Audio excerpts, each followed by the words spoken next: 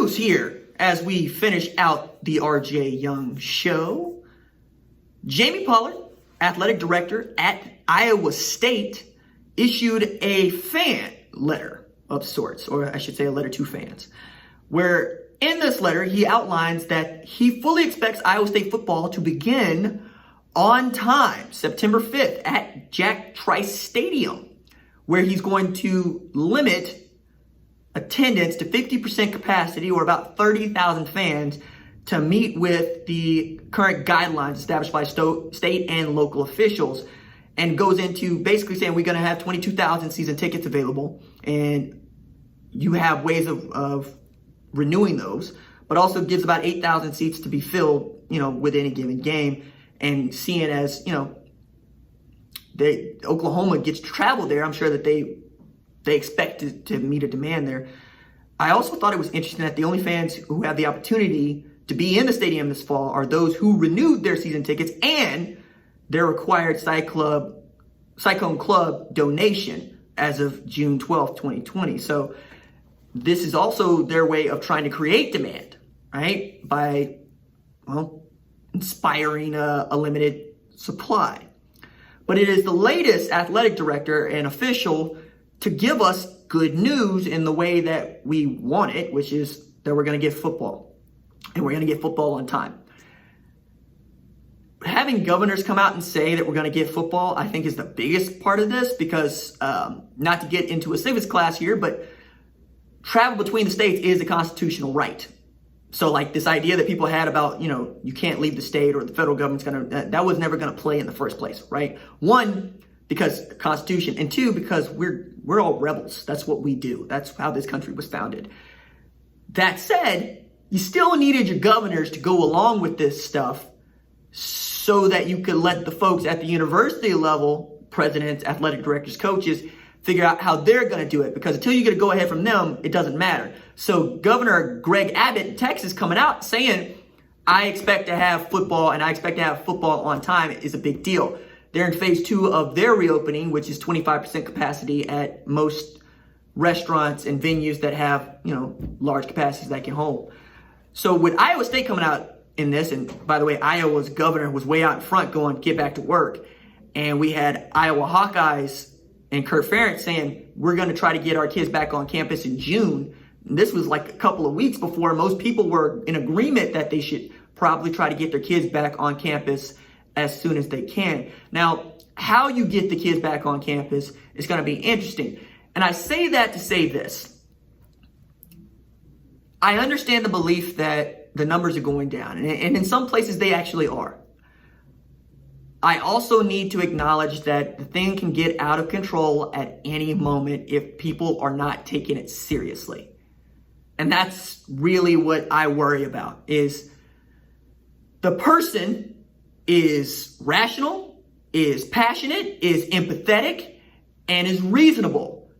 People, crowds, usually are not, right? I mean, you don't get a mob of one person. You get a mob of several hundred people. Yeah, I don't want to talk about it. Don't want to talk about it. This table's nailed down, but I don't want to talk about it. Yeah, but I get your point, right? Which is that people can be stupid at any moment. And being stupid is basically just taking for granted that you're going to be around. Being stupid is taking for granted that you're not going to impact the lives of others, or that you don't care about impacting the lives of others. And as long as the folks in charge, athletic directors, coaches, university presidents, governors, are taking it seriously, I feel better about it than I might otherwise, right? Because if we saw just mass reopening, I'd feel some kind of way about that. And I think you would too. But right now, as it seems like we're not just going to get sports back, but it's just a matter of when. Because 2 months ago, it was if, right? 2 months ago, it was if we get sports back. And then the last 2 weeks, it's been when we get sports back. So hearing that tone change is fun as a sports fan. As a citizen of this city, of this state, of this country, of this world, I still want to move at a ginger pace, because I like things slowing down. I like things being a little less worrisome. And more than that, if the worst thing that somebody gets to say about this is, Hey, I told you guys were overreacting. Fine. Good. Because that's the way that it should be. You know, like, I don't mind saying it. I'm an NRA certified pistol instructor. I'm a better shot than most people on the planet. But one of the first things that you learn before you go near a firearm is to be ultimately safe, is to check, and recheck. Right? I mean, we make jokes about Earl Thomas's wife hunting him with a gun. She thought that the gun was unloaded because she had taken the magazine out of the pistol and didn't check the chamber. That kind of stuff infuriates me.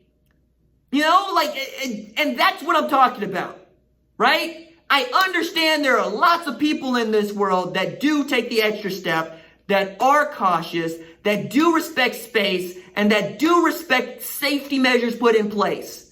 But there are just enough people to be stupid to ruin this thing for any of us.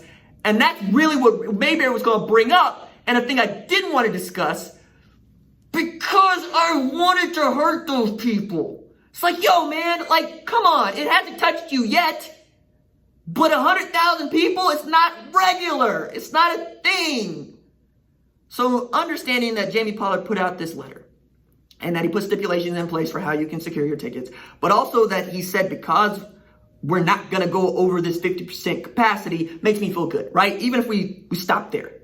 Because limiting the number of people that can be exposed, but also limiting the number of stupid people that can be exposed, I think is good. You know, that's where I'm not for yelling at people because they didn't wear a mask, but I do respect you.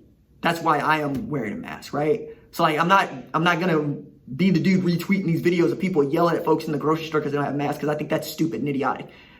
I also really I agree with my mom, who shows up, you know, in so many forums digitally, who's also going, hey, I wear a mask, and I wear a mask in large part because it makes my son feel better, right? It does, and if that's what it takes, great. Whatever reason you got to do to try to take the precautions necessary to help with. First it was washing hands, now it's wearing masks. Soon enough, it'll be something else, right? But right now, these are the things that we need to discuss. These are the things that we need to do so that we continue to take care of each other.